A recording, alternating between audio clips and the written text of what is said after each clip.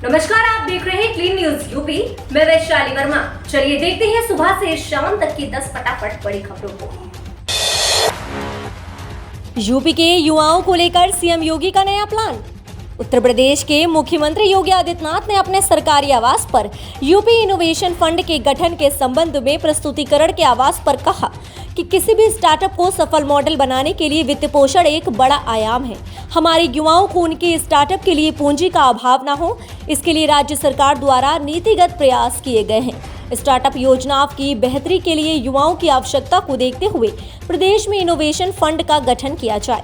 उन्होंने कहा कि ऐसे स्टार्टअप जिनके केंद्र में उत्तर प्रदेश हो, उन्हें इस फंड से लाभान्वित किया जाए। इनोवेशन फंड का लाभ पात्र लोगों को मिले। आवेदन और स्वीकृति की प्रक्रिया समयबद्ध ढंग से पूरी हो।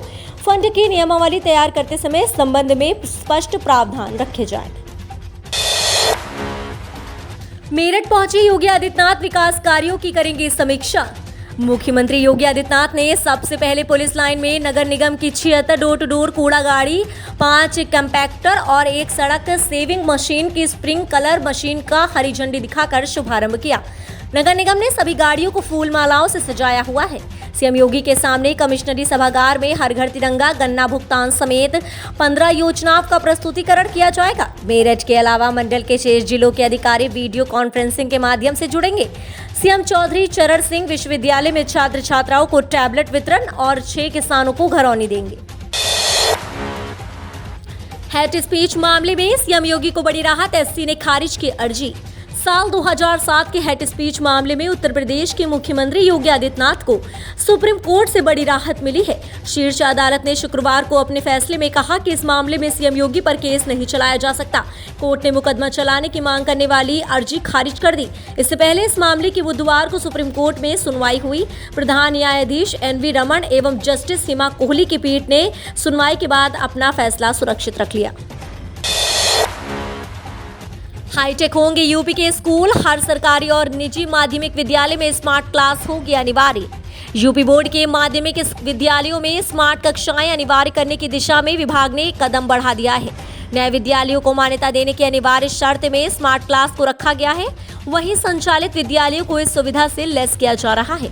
माध्यमिक शिक्षा विभाग स्मार्ट क्लास के जरिए योगी सरकार के लोक कल्याण संकल्प पत्र के वादे को भी पूरा करेगा। प्रदेश में माध्यमिक शिक्षा परिषद से 27,892 विद्यालयों को मान्यता मिली है।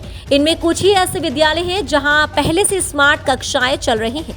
इनमें ज्यादातर निजी विद्यालय हैं। कुल 2273 राजकीय हाई स्कूल व इंटरमीडिएट कॉलेजों में विभाग 1060 विद्यालयों में स्मार्ट कक्षाएं तैयार कराएगा।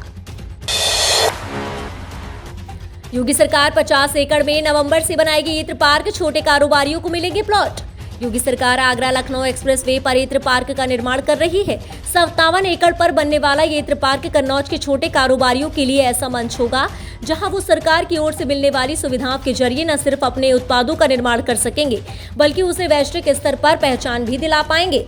इस इत्र पार्क के जरिए सरकार का उद्देश्य है कि यहाँ जो इंडस्ट्री छोटे छोटे स्केल पर घरों या दुकानों से काम कर रही है, उन्हें निकाल कर एक ऐसी जगह पर लाया जाएगा जहां उन्हें एडवांस मशीनरी के साथ सामान्य सुविधाएं उपलब्ध कराई जा सके। इसका उद्घाटन नवंबर के अंत तक होने की संभावना है। तब तक इसका प्रथम चरण पूर्ण हो जाएगा। पहले चरण में 30 एकड़ पर निर्माण होगा, जबकि दूसरे चरण में बाकी 27 एकड़ पर पार्क का निर्माण किया जाएगा। मक्के के साथ पहली बार होगी बाजरे की एमएसपी पर खरीद, यूपी सरकार ने तय किया समर्थन मूल्य। यूपी सरकार मक्के के साथ पहली बार बाजरे की खरीद न्यूनतम समर्थन मूल्य पर करने जा रही है। खरीफ विपणन वर्ष 2022-23 के लिए मक्का का समर्थन मूल्य 1962 रुपए प्रति कुंतल और बाजरा का समर्थन मूल्य 2350 रुपए प्रति कुंतल निर्धारित किया गया है। प्रदेश के अधिक उत्पादन वाले जिलों में 15 अक्टूबर से खरीद शुरू होगी। ये खरीद 15 दिसंबर तक की जाएगी। किसानों को अपना मक्का और बाजरा बेचने के लिए किसी भी जन सुविधा केंद्र, साइबर कैफे या मोबाइल से खाद्य विभाग के पोर्टल पर पंजीकरण कराना अनिवार्य होगा। किसानों को मक्का एवं बाजरे के मूल्य का भुगतान उनके आधार से लिंक बैंक खाते में किया जाएगा। अयोध्या में बनेगा देश का पहला luxury solar Ramayan cruise, Ramnavami पर होगा लोकार्पण। रामनवमी पर श्रद्धालु लग्जरी सोलर रामायण क्रूज के जरिए सरयू नदी में आध्यात्मिक सफर का आनंद उठा सकेंगे। ना कोई आवाज, ना कोई धुआं और ना ही कोई कंपन।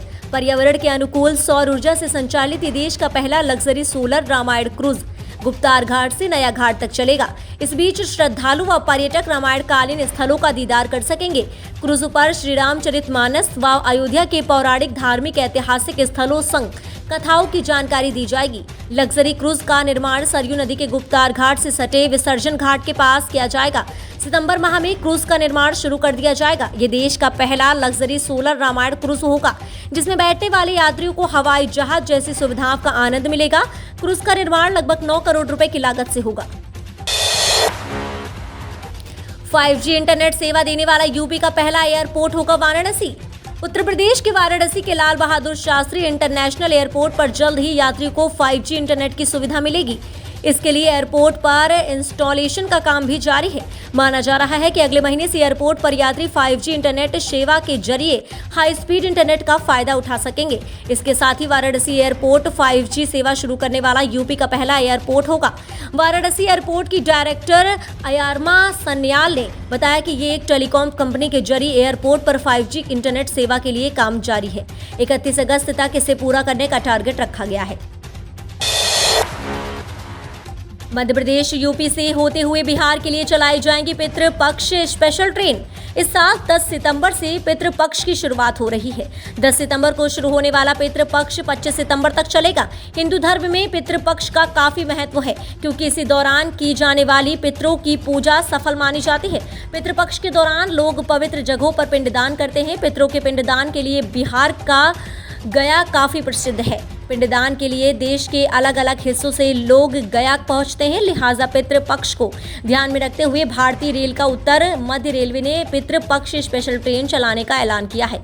ये स्पेशल ट्रेन मध्य प्रदेश की रानी कमलापति और जबलपुर से बिहार के गया के बीच चलाई जाएंगी। लखनऊ में धूप और उमस, यूपी में बूंदाबांदी के आसार। उत्तर प्रदेश में मौसम का हाल बेहाल है। बारिश का इंतजार लगातार लंबा होता जा रहा है। गुरुवार की शाम को घिरे बादल और बूंदाबांदी के बाद लोगों को उम्मीद थी कि तेज बारिश होगी। शुक्रवार की सुबह मौसम खुल गया। सुबह से ही बादलों के बीच निकलती सूरज की तीखी किरणों ने लोगों को परेशान किया। ह्यूमिडिटी बढ़ने के कारण कम तापमान में भी लोगों को अधिक गर्मी का एहसास हो रहा है। मौसम विभाग की ओर से रविवार तक प्रदेश में तेज बारिश होने की बात कही जा रही है। मध्य प्रदेश होते हुए गुजरात और महाराष्ट्र की तरफ से सिस्टम निकल रहा है। हालांकि रिटर्न मानसून हिमालय क्षेत्रों में पहाड़ों से टकराने के बाद यहां पर जमकर बारिश करा रहा है। हिमाचल प्रदेश से लेकर उत्तराखंड तक इसका असर देखा जा सकता है।